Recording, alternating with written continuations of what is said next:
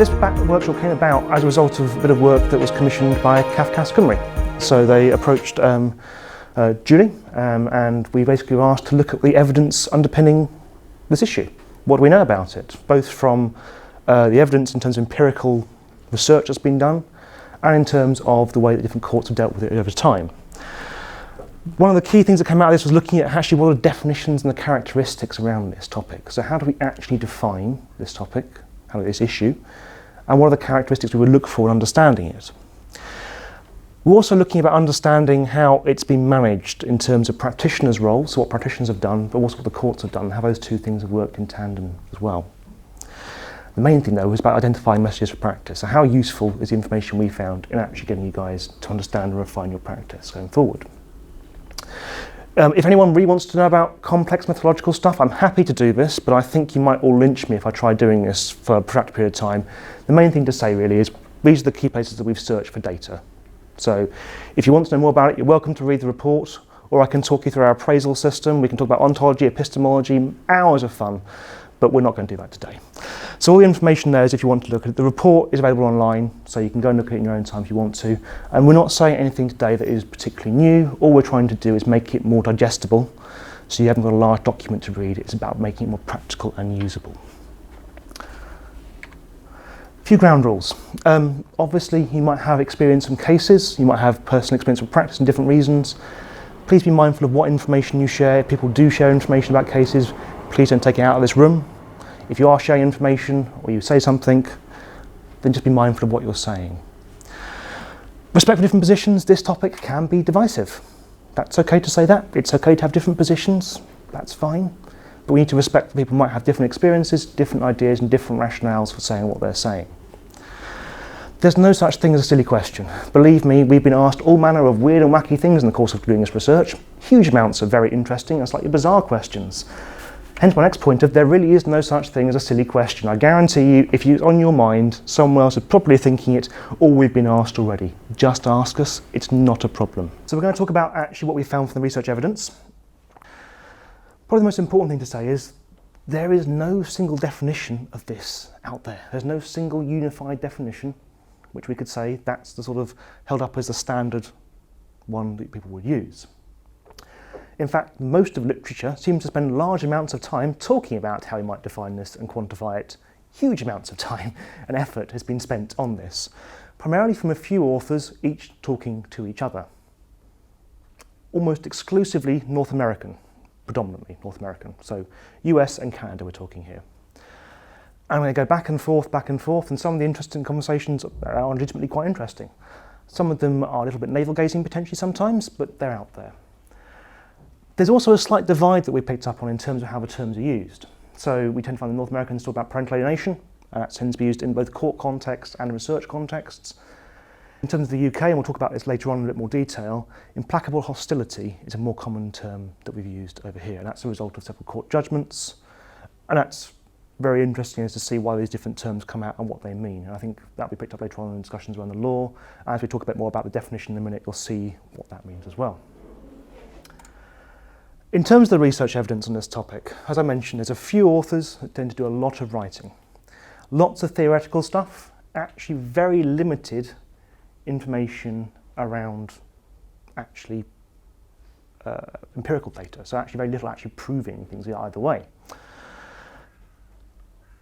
There's often quite polarised approaches to this. There's a very strong body of people who have very strong opinions and saying it definitely exists, it's definitely a problem, and there's an equally strong lobby saying it doesn't exist at all and this isn't helpful. The reality is there's probably something more akin to the middle, we're going to take a middle line, but there are these two quite polarised positions there. The empirical studies that do exist, the few that do exist, tends to be, as I mentioned already, from the US, Canada, so there's some cultural differences between ourselves and the US.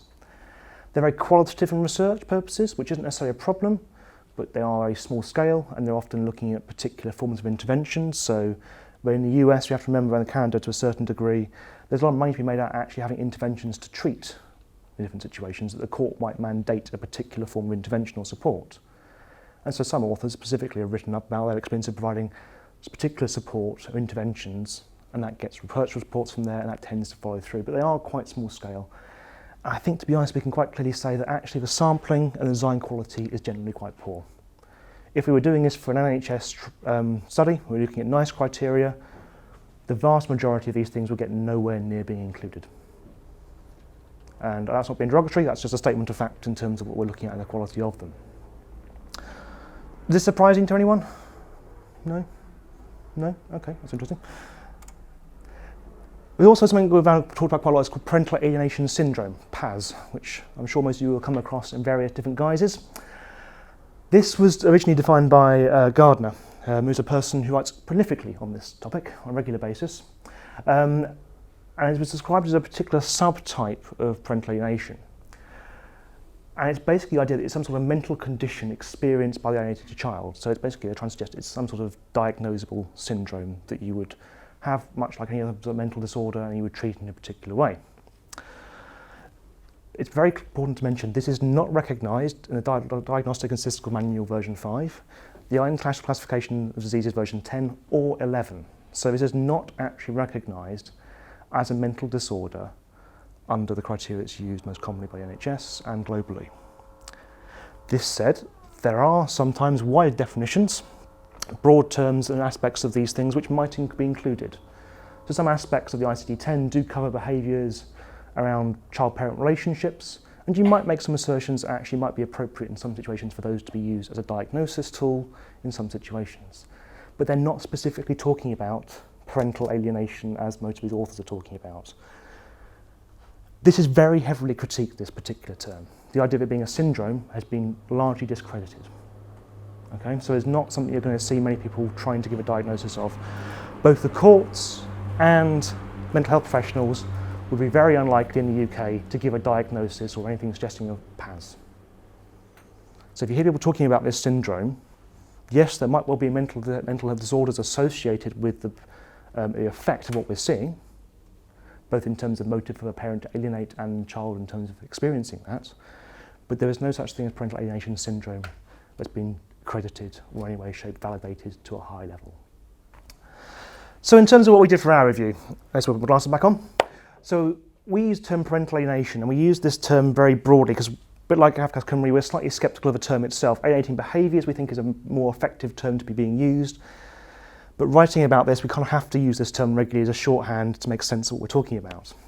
So we talked about this as defined as an unwarranted rejection of the alienated parent by the child, whose alliance with the alienating parent is characterised by extreme negativity towards the alienated parent.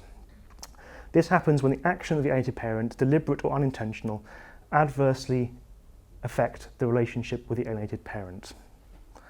The key operative words to be aware of in this: unwarranted. So there's a large amount of literature which talks about parental alienation in relation to situations where there's been domestic violence or domestic abuse. And actually that's quite difficult then, because actually is that unwarranted? Possibly not. It could be completely legitimate. You know, the changes made by the 04 Act, the 89 Act to recognise domestic abuse, and the fact that we've now seen for the first time ever the rates of emotional abuse registrations on the Child Protection Register have overtaken those of neglect, which historically are unprecedented, is probably largely due to the fact that it's a recognition of domestic abuse as a problem. So actually the unwarranted aspect of this is a really key element to work out. Not always easy to quantify. I fully accept that you can interpret that in many different ways, and I'm not going to try and suggest for 1 second that I've come up with the perfect solution to that. But it is a term which we think is particularly operative in this definition. Extreme negativity. Again, we talked about this a minute ago in terms of this idea of it being a scale. It's probably okay for children to feel upset and angry sometimes with a parent or parents, particularly if they're separating. That will probably happen to a certain degree. How long that lasts for, whether it's sustained, there's different issues. But we're talking about extreme negativity here. So not the whole sort of teenage thing of I don't want to go to contact, can't be asked, not in the mood for it today. That's not what we're talking about here. We're talking about things where there's protracted, entrenched, continued negativity being expressed through multiple different forms. So it might be a case of verbally expressing it might be a case of refusing to do particular things with that parent, different forms of engagement being declined in different shapes and ways, shapes and forms. And I think the other one was about deliberate or unintentional. And I think it's actually quite important to recognise that we're not saying necessarily that parents are always deliberately doing this. It might be a manifest of something else. Sometimes it might be the result of, for example, a mental disorder. Actually, they've fixated on that. That's not necessarily that person's then at fault, as it were. It might be that their behaviours and attitudes generally being dismissive.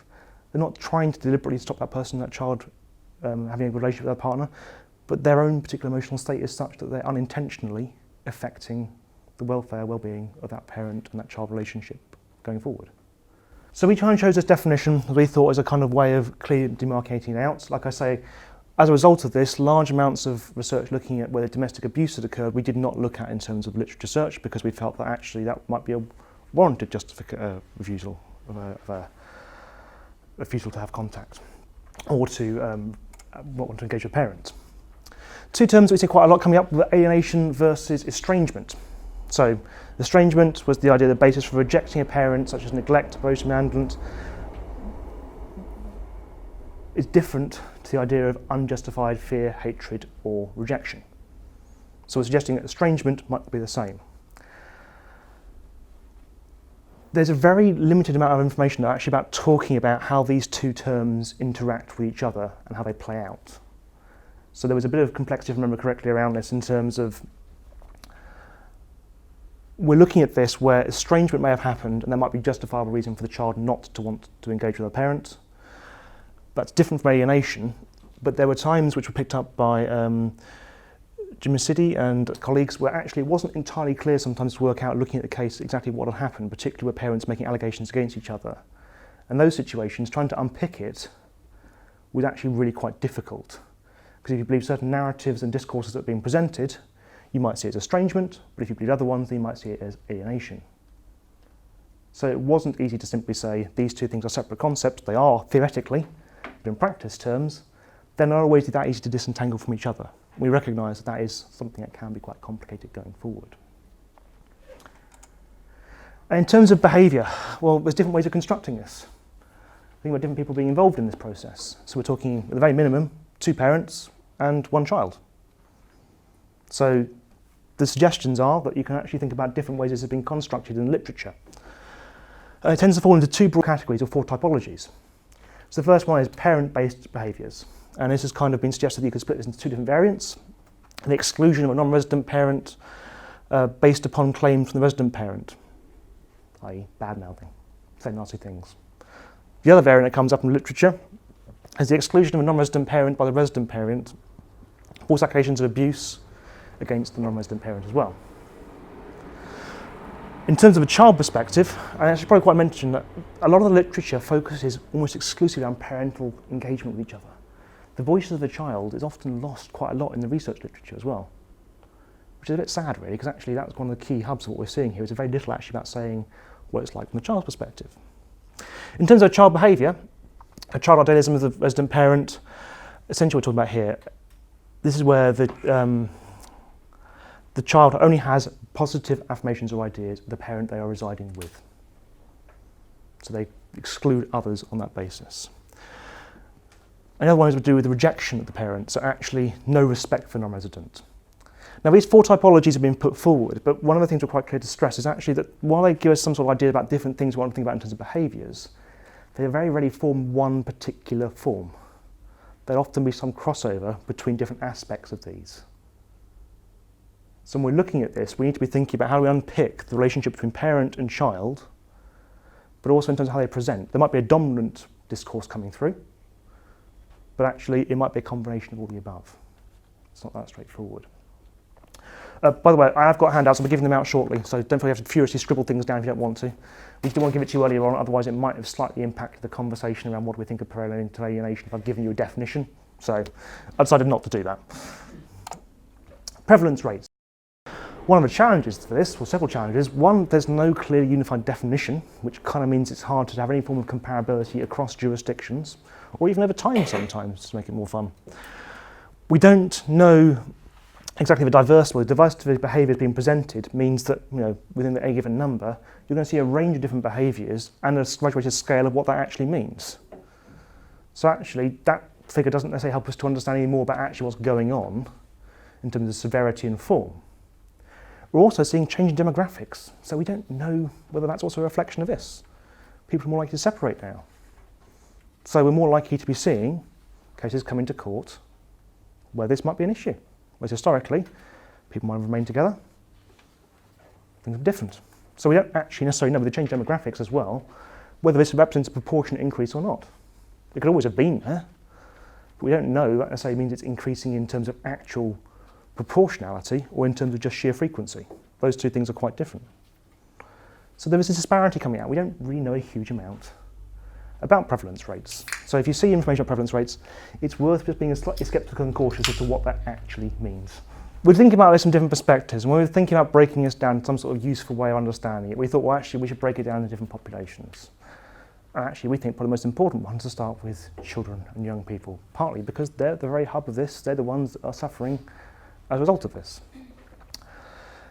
I think it's important to mention that there's variability. Not all young people are equally susceptible to alienating parents, and there's variation in the severity of the alienation they might display. And again, that goes back to that issue about this being a spectrum of behaviours and a spectrum of different levels. Actually, we're not entirely sure why some young people might be more susceptible and some people might not be. There's no information that we can clearly see from the evidence base that's actually explored this in any great detail. It's not straightforward, but we do need to be looking at the specific details actually underpinning it in relation to that individual child. We do know from the very limited evidence, and it's important to note it's limited evidence, that girls are more likely to adopt behaviours than males. So girls are more likely to do it than boys. There's various suggestions as to why that might be the case, but the disparity isn't vast. But there does seem to be some suggestion that young girls are more likely to do this than young boys. In terms of age, well, it has to be of a certain cognitive and emotional ability to participate in family dynamics. So obviously very young kids tend not to be able to do that. As I mentioned, the 2-year-old being able to recite information about a case, it's going to be quite limited to a certain degree. So actually we're talking about young people having a certain level of consciousness. We're talking about older children is the kind of point at which you're starting to see this coming through. There's also thing about displaying age-inappropriate alliance with the alienating parent. That's something that seems to be coming across quite a lot in discussions around how we understand this phenomena from a psychological perspective. So there's something about the relationship between the resident parent and the child where you might see it more as a sort of peer-to-peer than an adult-child relationship coming through. So you have lots of issues about actually the normal barriers and roles that might be fulfilled are slightly being undermined. So you think about the characteristics that underline this. If you're seeing young people forming those alliances, or parents trying to form those alliances, that could be a warning factor to think about there. So age is important both in terms of level of cognition and understanding and comprehension and display of behaviours, but also in terms of how they actually relate to and engage with the parental figure, the resident parent. So in terms of this, internalisation, the other thing we see is about actually how the children actually internalise and make sense of the experience around them. So, some might display this, as we can see with numerous different children in different situations, for very explicit anger, very, very clear dislike. Others might internalise it more in terms of a formulation of issues around attachment, and an unwillingness to actually engage or disclose anything to anyone other than potentially the resident parent in some situations. So they confide, that person becomes a confidant, and that person is key to their life. So they can internalise it, or they can externalise it. There seems to be a bit of variation in terms of the evidence of this, which might just link to different presentations of young people, but there does seem to be both behaviours being exhibited in both situations. Right. There's a big thing actually about keeping a focus on the child. As we keep mentioning, time and time and time again, things get lost, and this is no different to what we see in most things. Colleagues and I are currently doing some work looking at child practice reviews, what was serious case reviews, and a number of times we see focus on the child was lost, focus on parents. Every single time things have gone seriously wrong, that tends to be a key part of that process. But this is true here, both in terms of practitioners and the courts themselves. So we're seeing both of them potentially are losing sight of what it's like for that young person to live through that experience, not actually articulating the day-to-day narrative and experience of going through that. Caught on descriptive information provided by parents, caught about allegations going back and forth, but no one's actually sitting down saying to a child, okay, what's going on, what's it like for you? What happens on a day-to-day basis for you going through this process? In terms of a long-term impact for young people, well, Most of the stuff looking at this is done retrospectively. So surveys go out saying, when you were a child, did you experience the following things and how did you find it? Strangely, that might warp your perception slightly. It's not something that necessarily means you're doing definitive information. The sampling selections of these as well has also been interesting. They've tended to focus on particular populations which may not be representative. So for example, there's a couple of ones looking at people at high school graduates in the US and at university level in the US. So that doesn't necessarily mean you're capturing wider populations, you're capturing particular focused populations with inevitable biases around socioeconomic status and race and ethnicity. So those things tend to be skewed quite a lot. What there does seem to be evidence for, and again, like I say, quite ropey evidence potentially, is information around, we know children where this does seem to happen, maybe lower self-esteem going forward. Not a shock there really, that's probably quite standard reaction to most of these things. Rates of depression and loss were very high, theoretically in these proportions. There's issues about lower self-sufficiency as a result of over-reliance on alienating parents, so actually they struggle with being able to maintain their own lives and their own emotional well-being because they've been very heavily reliant on that one parent potentially. There's issue of attachment disorder. That's perhaps not surprising, I think is a fair thing to say. It does create some issues around attachment, both in terms of their ability to form new relationships as an adult and in terms of their long-term relationship with both parents going forward. Relationship difficulties, both in terms of forming and trust in the longer term. Again, that comes back to this issue about over-reliance potentially on one parent. There's some interesting literature about reunification with alienated parents, about some evidence that young people wanted to re-establish contact in the sort of medium to longer term. We are very keen to stress that these are tentative information because the evidence base is not particularly strong. But some of these things, just in terms of, if you think it's theoretically, you would expect to see probably some of these behaviours coming out, as you would with most forms of child welfare and child issues. In terms of the alienated parent themselves, well, there didn't necessarily have to be a history of marital conflict before separation. So what we found was that actually it was more about post-separation and what happened as a result of that going forward as to where these behaviours started to creep in, which is potentially a bit of a surprise, I think. I think most of us would expect to be long-term entrenched behaviours over a protracted period of time. And there are cases where that does happen, but there's also ones where actually things up until the point of separation were relatively non-problematic, but subsequently that things start to develop and go forward from there. Often linked to decline in communication.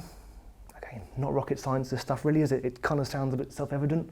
Things have gone badly wrong in communication, things start to break down, and that can lead to a downward spiral. So it's about intervention, and those particular points can be key to preventing it getting worse.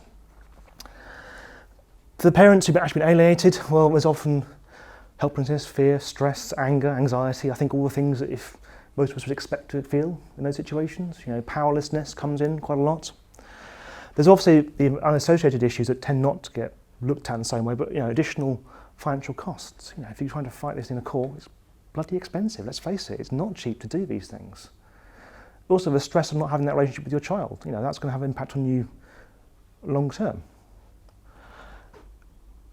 There's this potential risk from what we see in the research literature about actually parents who've been alienated sometimes becoming quite passive as a result of this. It's almost that issue of constantly being knocked back, constantly experiencing issues and hurdles, and a fear of making it worse. If I keep challenging this, and I keep pushing this, is it going to make it harder for me to actually have contact at all? To ever see my child again? To ever have a relationship with my child again? So we're talking about situations where potentially the alienated parents are inadvertently feeding into the situation and actually potentially sustaining and making it worse going forward. Not quite sure why light's changing, but well.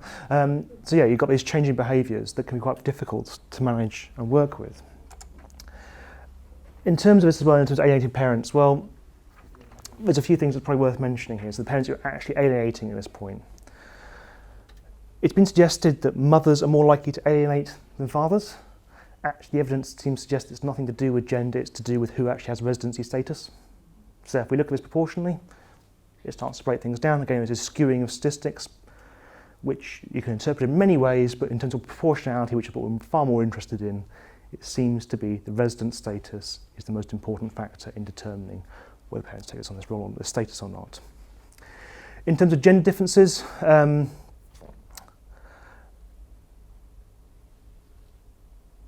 think, if I remember correctly here, and correct me if I'm wrong on this, Nina, because you might be more up to date with this well, alienating mothers are more likely to denigrate fathers to the child, whilst alienating fathers are more likely to encourage child defiance. So what we're talking about here is that actually the way that this is being played out almost enacts gender roles. So men and women will enact certain behaviours, and they'll enforce, and that will come through in the way that they actually talk to the child about the other parent. And subsequently, the parent will mirror that behaviour and act in a particular way. So while we're saying there's no difference in terms of gender in terms of what we're seeing up here, there is a difference in the manifestation and the presentation that we can see in relation to these behaviours. And in terms of psychological mechanisms, this is a fascinating topic which is very controversial because there's very limited evidence for it, but there's lots of interesting conversations and discussions. It's been described sometimes as parents who are the alienated having narcissistic personalities, narcissistic injuries in their lives. Probably slightly overstating these things, probably a little bit of a derogatory way of putting it. But there is this issue about the pathological alliance, which we talked about earlier with the child. That seems to be a key factor in this relationship between the child and the alienating parent coming through time and time again. So our general advice would be narcissistic injuries, possibly not something you want to get too involved with. I think it could be opening up to lots of interesting conversations and debates, which I'm sure in a court environment would be hours of fun. I think you might want to think more about actually this alliance between the parent and child, and it's probably easier to evidence in many ways. We're trying to see actually what we're seeing, how it plays out, and again, maintain that focus on the child. The child is key in that process, so we can maintain it more readily. What about practitioners? Well, we had a lot of fun trying to work out how some US roles translate to the UK system. I still have no idea what some of them actually do. Fascinating titles, but no idea what they mean. There's lots of different systems within the US. Different states have different systems, different legislation, different processes. It's quite hard to unpick everything around this. Canada, to a certain degree, is more similar to the UK in certain respects. In other respects, it's quite different. What we're saying here is that some of this information we're talking about here, just be aware that this is based primarily on US and Canadian, not Korean, Canadian information. So there is a bit of a difference in terms of what we're talking about, but there does seem to be some key things coming out of this.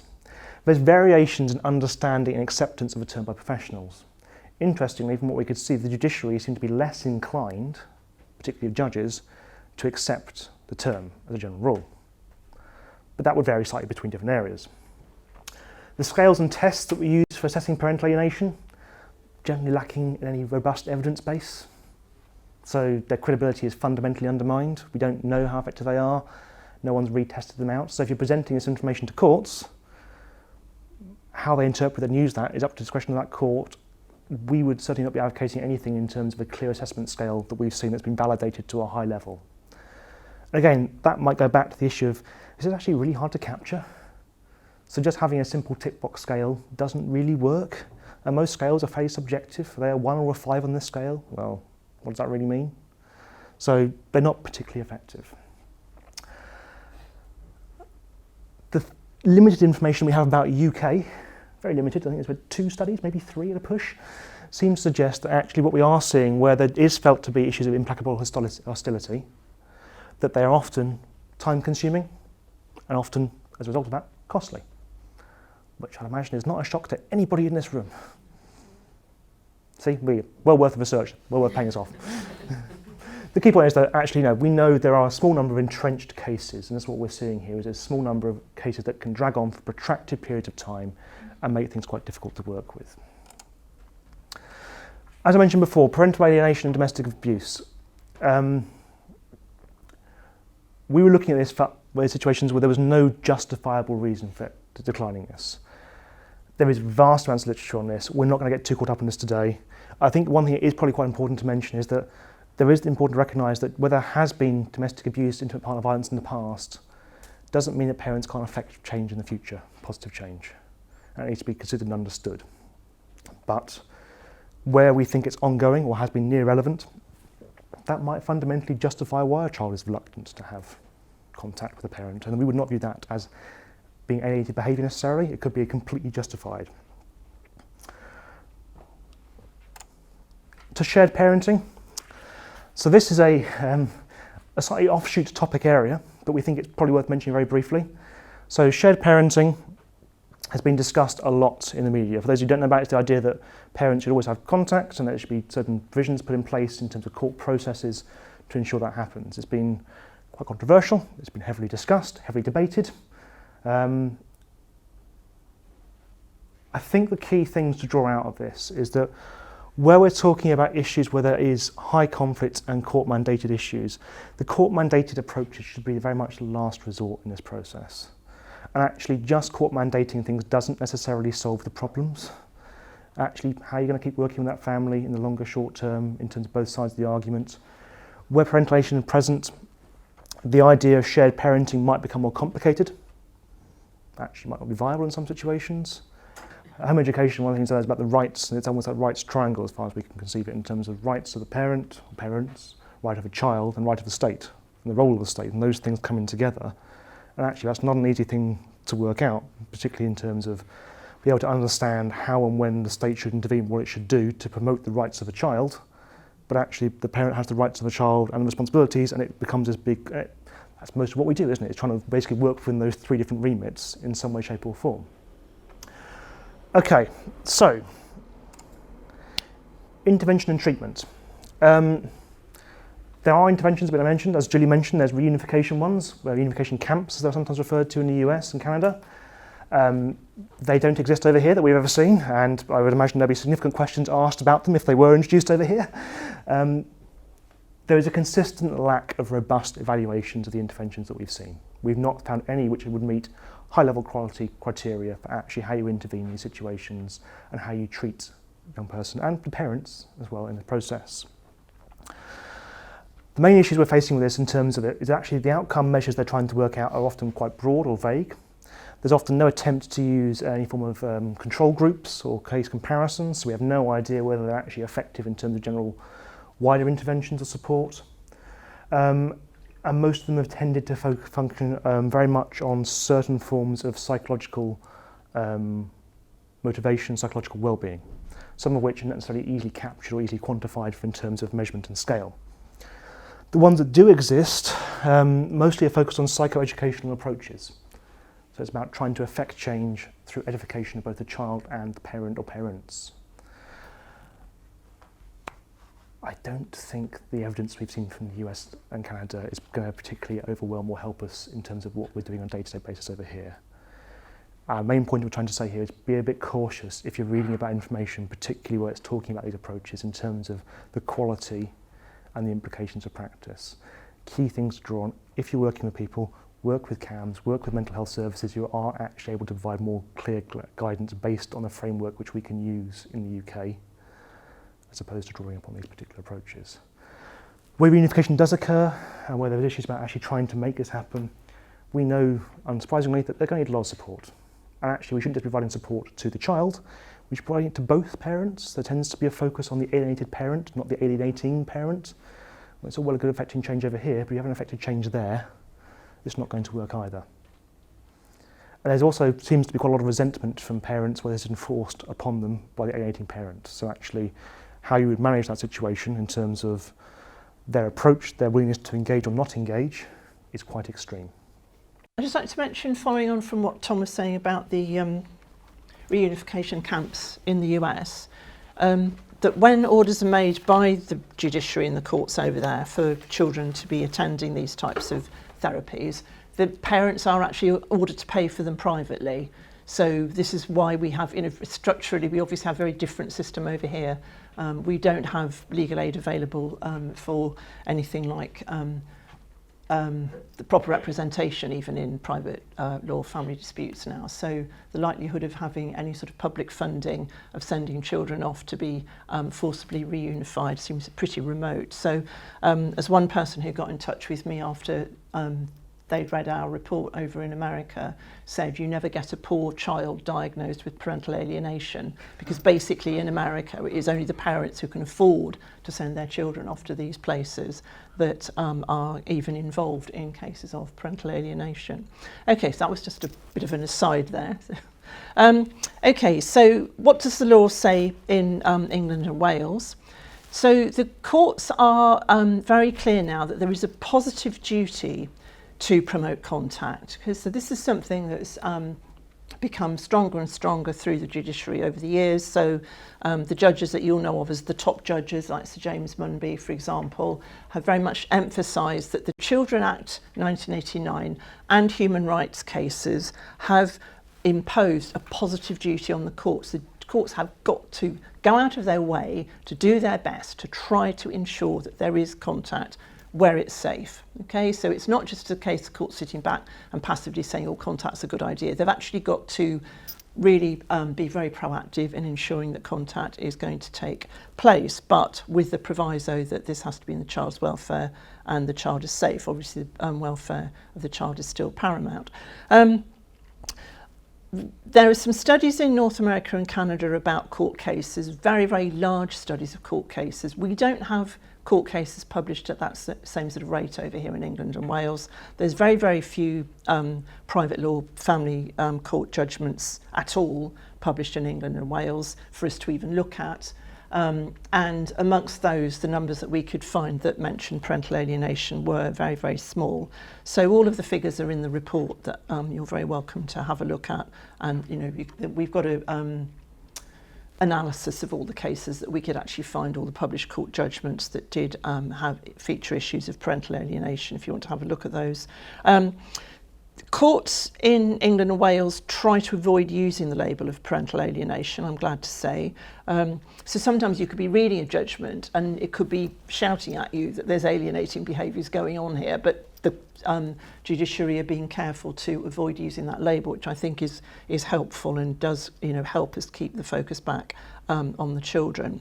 So if you read about some of these very, very rare and extreme cases where a parent has induced false beliefs in a child, has brainwashed the child into making false allegations, you know, dreadful cases, and obviously when we do hear about them, they take up a lot of attention for obvious reasons.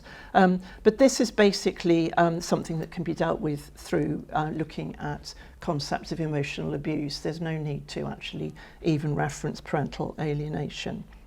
Okay, just to mention briefly where there are allegations of domestic abuse, we now should be following Practice Direction 12J. Now, anecdotally, I'm told that Practice Direction 12J isn't necessarily followed to the letter by every magistrate in the land, but as I say, that is just anecdotal evidence. I don't have a big empirical study to show anything like that, but there's a lot of complaints made by parent support groups about the fact that this practice direction isn't followed to the letter, and therefore that sometimes allegations of domestic abuse are being put to one side and the magistrates, particularly in district judges, are pushing cases through quickly.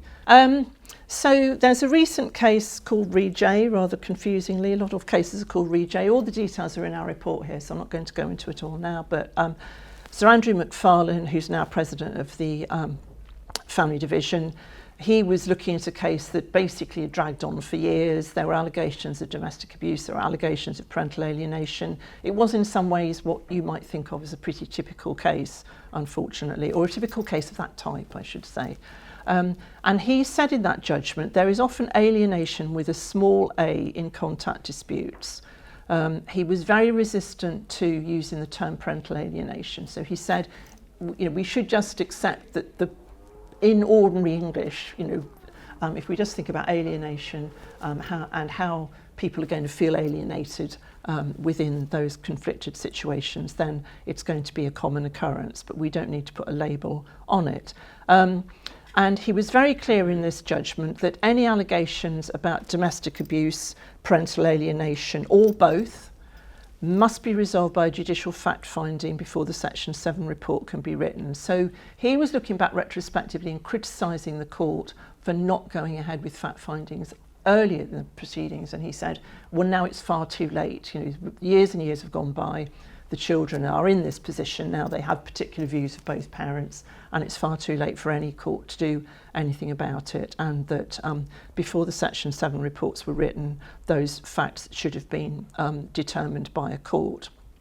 Because he was saying that the Section 7 writer, the report writer, whether they're a social services, children's services, local authority report writer or a CAFCAS writer, they're not going to be in a position to make assessments of welfare and recommendations until they know whether facts are true or not true.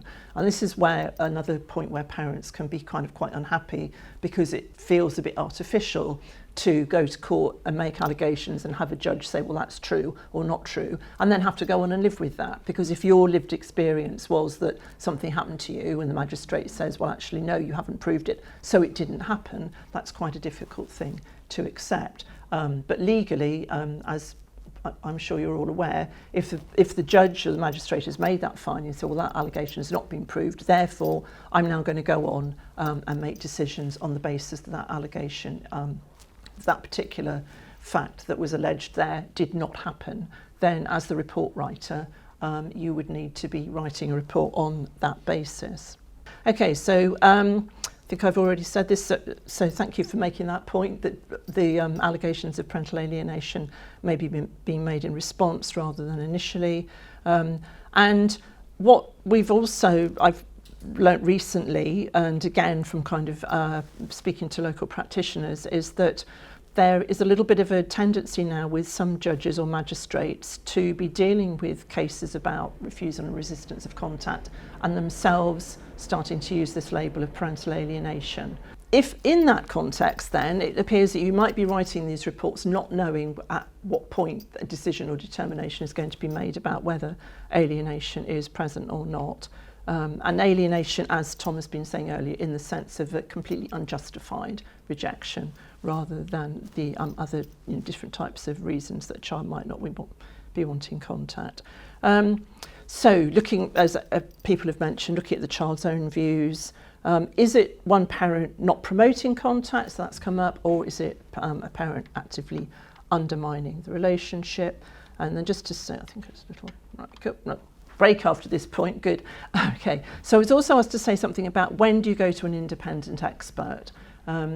And this is where it's really difficult looking at the research, which, as Tom has said, is kind of all about these North American experts. And the North American reports that evaluate the effectiveness of the interventions and treatments tend to be written by the people who run those businesses anyway.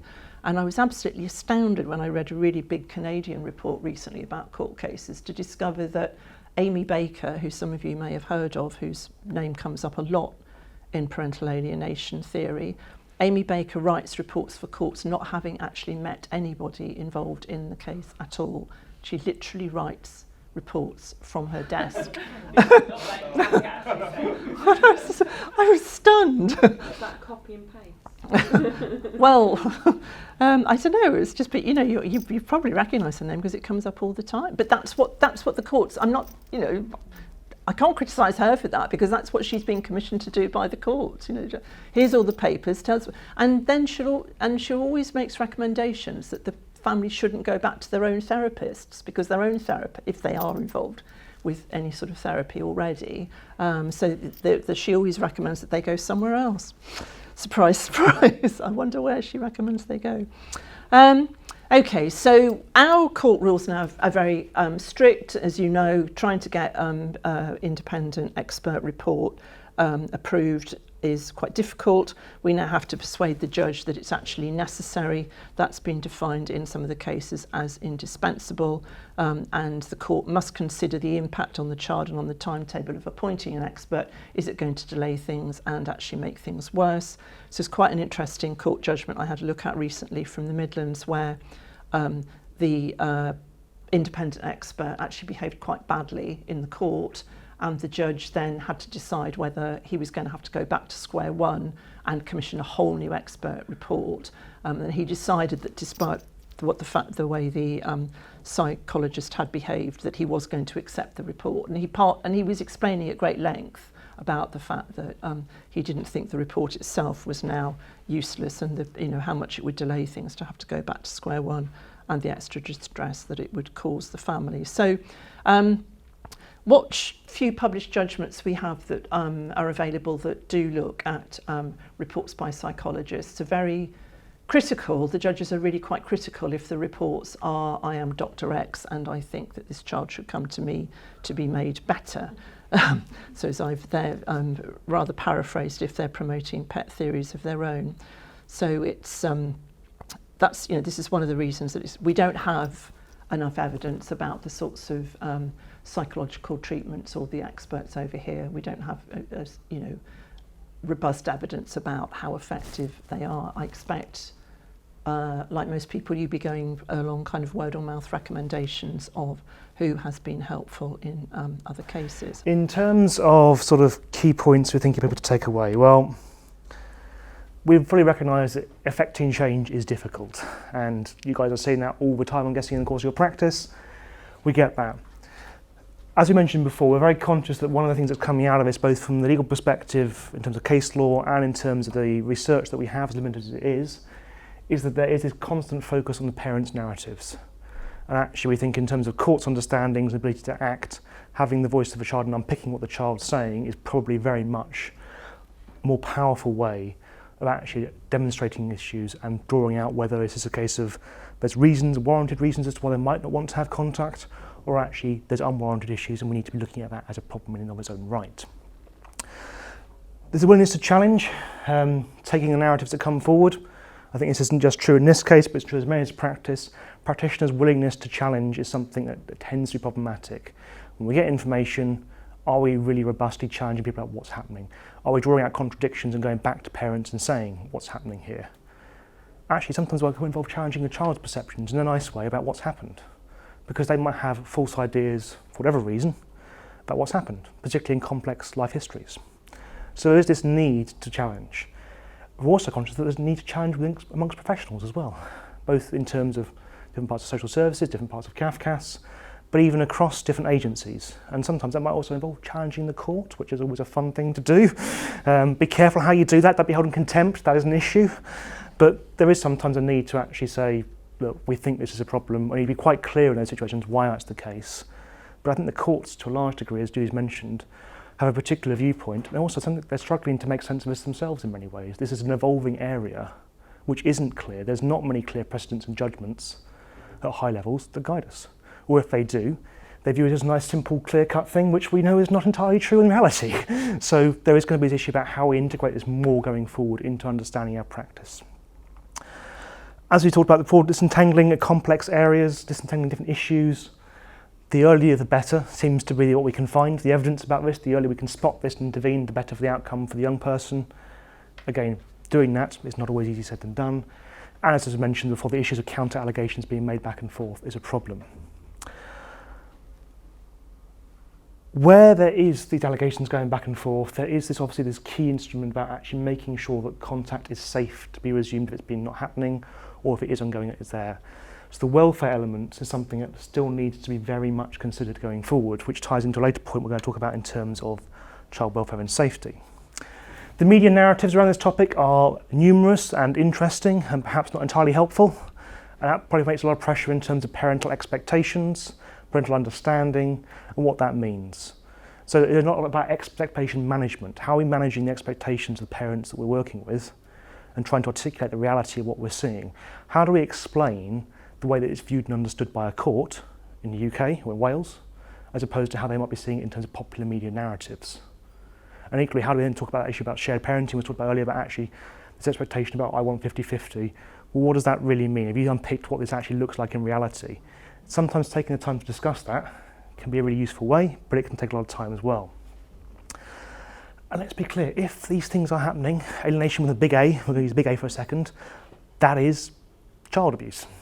I think we can say quite clearly that in some situations, we would quite happily see this as emotional abuse of a child. Absolutely. And where that happens, we do need to be working with colleagues in safeguarding services to make sure that child's need to be met and understood as well, because that is a problem. Thankfully, what we can see, the vast majority is little a. Doesn't mean it's still not having an adverse effect or outcome on the child. It is, but it's not reaching that significant threshold issue. But we are very clear that where alienation behaviour is extreme levels, it is a form and should be viewed as a form of child abuse. In terms of reports, well, intractable contact disputes, hours of fun for us all. I'm sure we all greatly enjoy those ones. I think the main thing we're going to talk about here was the CAWAC, is that how you pronounce it? Yeah. Fab, I got it right. Too many acronyms, I get confused. Using that as a tool, this can be used with a child who you expect alienation is going on with a big A or little a. That still should be used irrespective. It's effective, it's helpful. It might involve a bit of inventive thinking about how you frame things sometimes, or how you draw out the key points, but there's no reason why that can't be used to actually explore this issue in depth. I think the main things we want to take away is, look, we know there's no definition of this, no clear unified definition, we get that. That makes it hard to work with. There's no clear tools, scales, measurements that you can take into a court and say, I've done this is empirically proven, this has a robust evidence base. It doesn't exist. In terms of the definitions, we're not talking about parental alienation, we prefer to talk about alienating behaviours because we recognise that's more of a spectrum. And again, that might be drawing out the big A and little a and talking about what that means and illustrating why it's problematic and what that means. Where we're talking about this, there needs to be a clear analysis of what the child is saying and why the child is refusing to engage the parent or not. That's the part which we think is often gets lost in the wired dialogue. It should be coming back to the child and talking to them about why they do or do not want to have that contact or engage with their parents.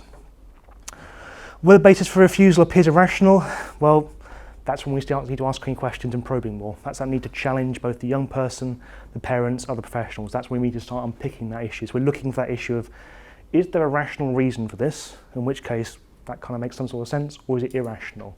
And that's a key issue in terms of understanding what we do going forward in the court environment. And again, early intervention, as we all know, tends to be a better outcome.